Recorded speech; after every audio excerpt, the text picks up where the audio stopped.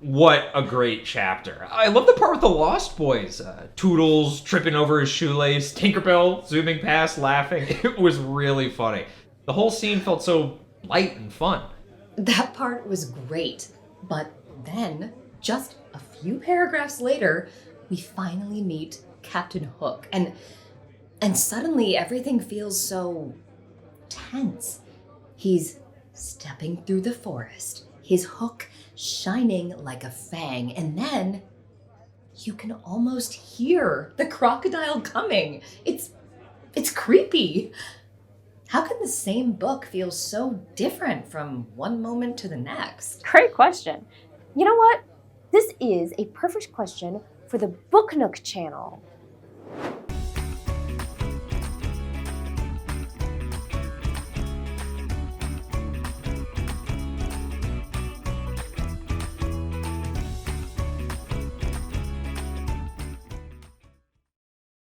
Hey everyone, welcome back to the channel. Did you catch that conversation I was having with the book club? Jenna and Justin noticed something interesting, and I knew it could kick off another great Book Nook video. It may be something you have already noticed in your own reading. Some parts of Peter Pan feel fun and whimsical, while others feel dark and intense. How does the same book create such different feelings? Today, let's find out by exploring the choices an author makes to shape our reading experience.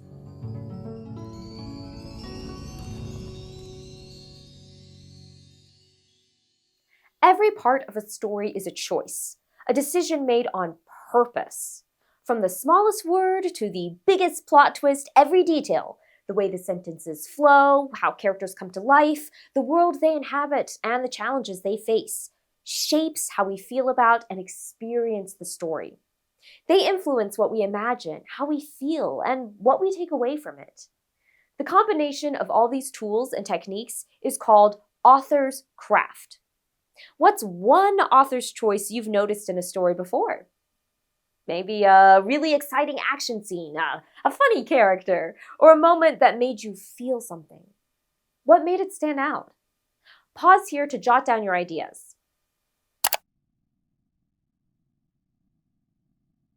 As you can see from this list, there are a lot of elements that go into author's craft.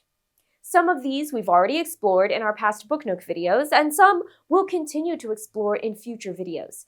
As readers, we don't want to just think about these things one at a time.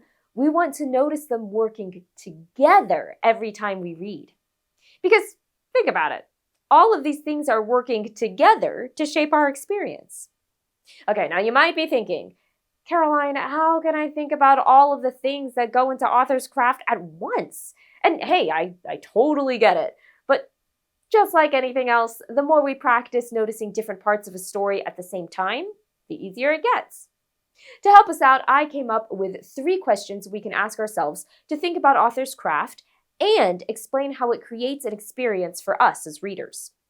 What do I feel as I read this text? What choices did the author make to create this feeling? And how would this text feel different if the author made different choices? Peter Pan is a great example of how an author makes purposeful choices to create an experience for their readers. Let's dive into the pages.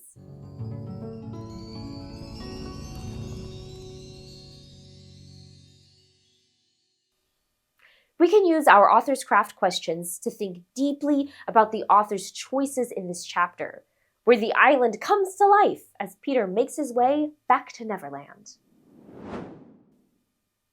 Let's start with this passage about the Lost Boys. The first to pass is Tootles, an eager but clumsy lost boy. Tootles charges ahead with his bundle of sticks clutched tightly to his chest, his mind drifting to the adventures he usually misses out on. Maybe tonight will be different, he says excitedly to himself. But look at this. His shoelace is already coming undone, and yes, now he has tripped and spilled his sticks. Tinkerbell zips past him in a blur of gold, her laughter trailing behind like a mischievous melody. What's so funny? Tootles asks. But really, he is laughing himself. Tootles loves to laugh and never stays down for long. Watch your step, dear Tootles. Tonight, Tinkerbell is up to mischief, and she's searching for someone to trick. Be on the lookout. And behind him the other boys call out to one another, their voices cheerful and loud. How does this section make you feel? For me, I feel happy reading this scene. It feels fun and playful. I can picture Toodles running ahead, excited and maybe a little clumsy. Even though he trips, he laughs and it still feels lighthearted. I think the scene feels so playful because things seem so exciting. Do you notice the choices the author is making to help create this feeling? The author uses action words like charging ahead and zips past to make everything feel fast and exciting. The words mischievous, melody, and cheerful and loud help it feel even more fun. Even Doodle's tripping isn't a big deal, it's just part of the adventure. The author even speaks to him like a dear friend, saying, "Watch your step, dear Toodles," which makes us feel like we are in on the fun too. All these choices work together to create a lively, happy mood. And what if the author had made different choices? Pause here to write down how this scene might feel if the author made different choices, like saying Toodles collapsed instead of tripped, or if Tinkerbell shrieked instead of laughed. Those changes would shift the whole mood. Toodles falling might feel sad, scary, or even a little mean. The words an author chooses shape how we experience the story. Take some time to add these thoughts to your chart if you haven't already. Now, let's read about Captain Hook. As I read, think about how this scene makes you feel and what choices the author made to create that feeling. Finally, Captain Hook steps forward, his iron hook glinting like a predator's fang. The feather in his hat brushes the low-hanging branches as he walks, his rich velvet coat swaying with each deliberate step. His light blue eyes flicker with fury, turning red as the fire of his hatred for Peter Pan burns inside him. Hook pauses, turning his head sharply at the sound of faint ticking. Tick, tick, tick. His lips curl into a grim smile, and his hand tightens around the hilt of his sword.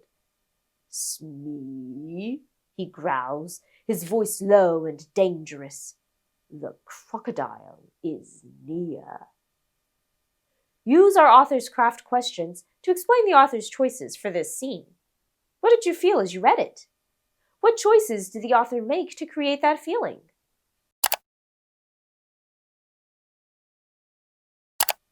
I feel a little nervous when I read this scene, right? Hook's entrance feels intense and menacing. Words like predator's fang, flicker with fury, and grim smile make him seem dangerous, and so do the descriptions of his actions and traits, his low and dangerous voice and the tightened grip on his sword. Every detail works together to create a dark and intimidating mood. Now imagine the author wanted the reader to feel happy and at ease while reading about Captain Hook. What choices would need to change? Not just the words, but maybe also the setting, Hook's actions, or the way he speaks. How could the author create a completely different experience for the reader? Pause here to write down some ideas.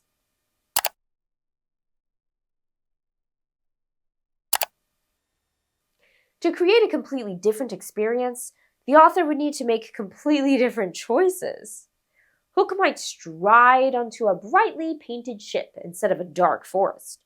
His hook could shine in the sunlight rather than glint like a predator's fang. Even his coat expressions and sounds would shift, his coat fluttering, his eyes twinkling, and the tick-tick-tick coming from a pocket watch instead of the dreaded crocodile. And instead of growling, he might cheerfully call, "Smee, my friend, is it time for tea?" That's the power of author's craft. Every choice works together to shape how we experience the story. Take some time if you need to compare our thoughts and write down anything else.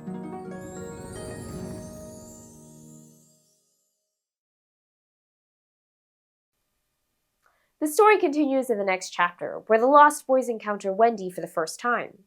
A new setting, new characters, new events, maybe a whole new mood. How do you think the author will shape this part of the story? As you read, pay close attention to how the author's choices guide your experience.